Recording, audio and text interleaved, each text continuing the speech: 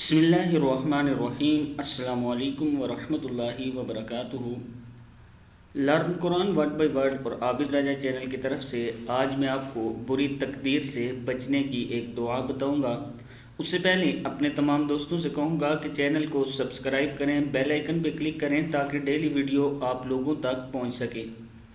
تو سٹارٹ کرتے ہیں۔ بسم اللہ الرحمن الرحیم۔ صحیح بخاری کی حدیث 6347 ہے یہ۔ تو سٹارٹ کرتے ہیں۔ بسم اللہ الرحمن الرحیم۔ بری تقدیر سے بچنے کی دعا۔ اللہم انی اعوذ بک، کیا ہے؟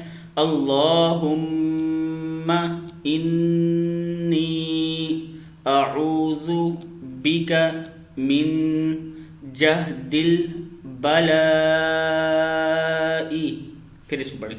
اللہم انی اعوذ بک من جہد البلاء ودرک کاف زیر شین کش پڑھیں گے، ودرک الشقاء ودرک الشقاء وسوء القضاء وسوء القضاء وشماتة الأعداء، کیا ہے؟ وشماتة الأعداء۔